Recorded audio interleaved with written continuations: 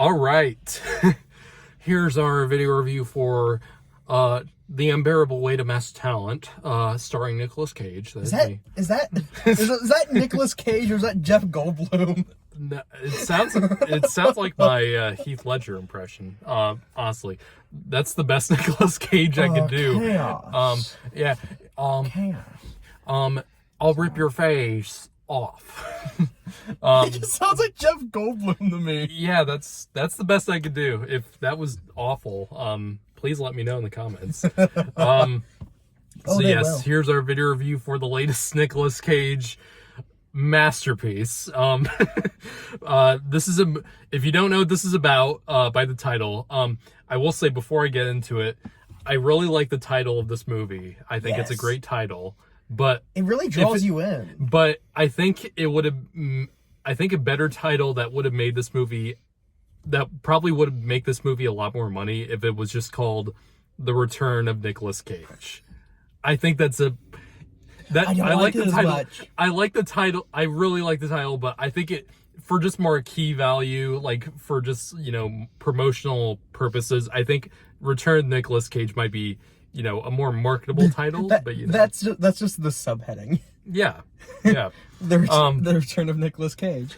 So if you don't know what this is about, this is a Nicolas Cage movie, but it's not one of these Nicolas Cage. It's not a B movie. It's Nicolas Cage has had a very interesting past decade in terms of his films because, he was like the 90s, well, as well as the 80s. The 80s to like the early 2000s were like, he was like one of the biggest stars in the world. Like in terms of, he not only could do action movies like, Con Air or Face Off, he could also do like really good drama. I mean, I think he did win an Oscar for Leaving Las Vegas in 1995.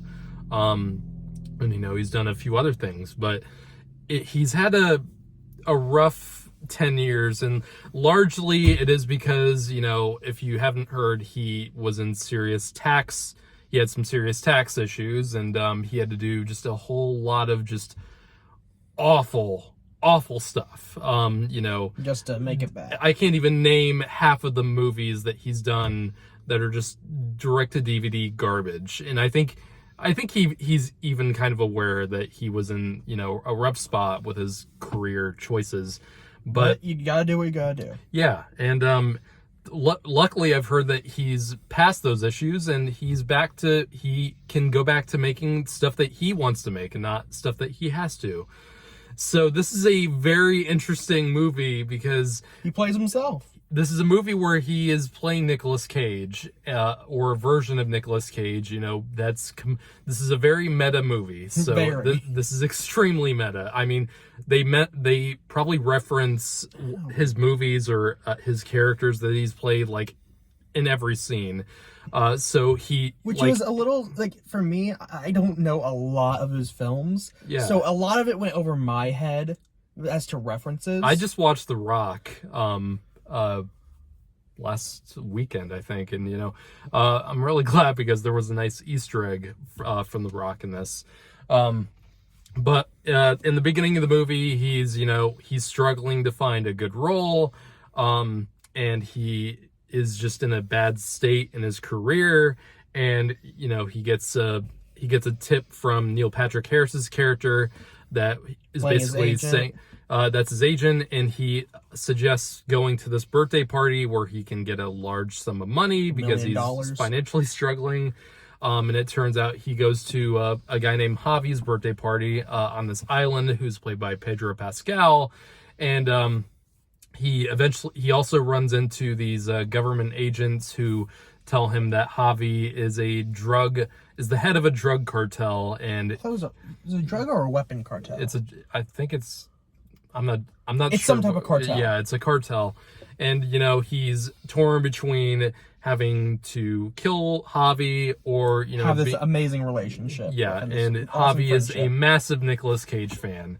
So, this adorable. I had so much fun watching this. Like, I've had a rough week, past week, really, in my life. And, I really needed a movie like this to remind myself just to have fun with stuff, you know, and this was just this lived up to my expectations because I was really excited to watch this movie, and it really did not disappoint whatsoever. I thought this was just a blast, and you can tell they were having so much fun making this movie. Oh my gosh, I want to see the behind the scenes. It's so much fun.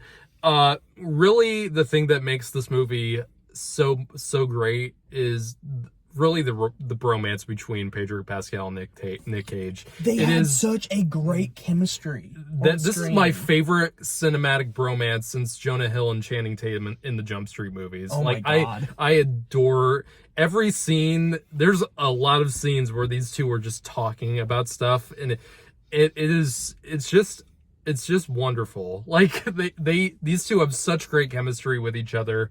You can tell that Pedro Pascal, you can tell his character's not just into Nicolas Cage, but you can tell Pedro is into Nicolas Cage a lot. And, you know, it's really something special to watch. And Nick Cage is just, you can tell he was really enjoying himself. And I was afraid that this movie was going to fall into, you know, like it was, you know, exploiting Nicolas Cage's fame. Like it was just going to be something that was just going to be like a... Oh, look, Nick Cage is playing Nick Cage. Yeah, like, I was afraid this was going to turn out to be kind of like, what's the word? There's a word for this. But, you know, that kind of movie where they're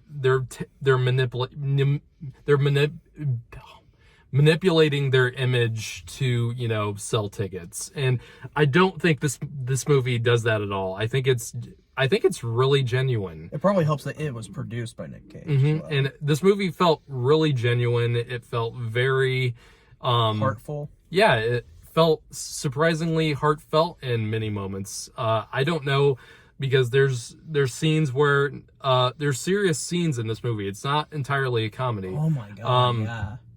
And, you know, there's scenes where he has family issues, and he has issues with his daughter. It's like and I don't know if if some of these drama scenes are based in reality, because even though Nick Cage is playing himself, that's not his actual family, I know. Which I didn't know, but it still feels very genuine. It feels, you know, like it wasn't it didn't feel manipulative to me. And I like those scenes a lot. I'm not as big into like the actual drug cartel stuff in the movie, even though it's not done badly whatsoever. It's very minimal. It is, but I don't think those scenes are the highlights in the movie by any means. I don't think people are going to get into those scenes nearly as much as they are with the smaller stuff with just Pedro Pascal and Nick Cage. But I don't think it seriously detracts from the movie. It detracts it just a little bit for me, but not too much where it feels like a completely different movie takes over. Well, this movie was the movie they were planning. Mm-hmm. And yeah, it does all that part, mm-hmm. all the drug cartel part is the parts to bring people in. Like they said, it's the marketing. Mm-hmm. And yeah, that's part of the reason why it very meta. It is meta, and it does work because they're making a screenplay mm-hmm. in this film. Yeah. And believe me, I get that, and it is meta. It still works enough, but I don't think it, you know, it's not what you're going to see this movie for. You're going to see this movie, this character development, for all of the, you know, Nick, and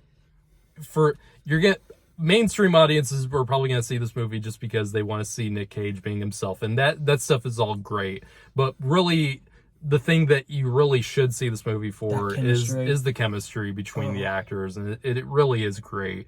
I don't think the supporting actors had as much to do, like Ike Barinholtz and Tiffany Haddish. I think they were fine in their roles, but they could have been played by anybody.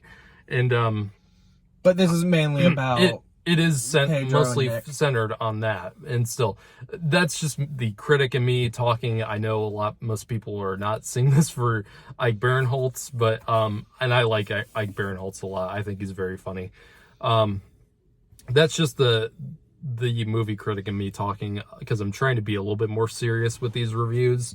But overall, this movie, I just had it was really nice seeing this.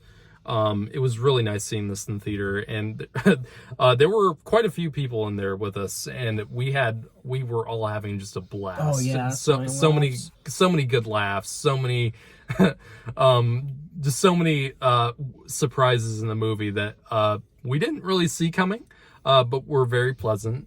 And overall, I'm gonna give this an 8 out of 10. Really enjoyed it. You know what? Screw it. 10 out of 10. 8 out of 10 is just, the objective side of me talking, but I'm enjoying it. Still, like, the enjoyment level for me was very high with this one. I highly recommend seeing this. It also helps that I just caught a shiny in Pokemon Go. Great. That's how we end the review, folks.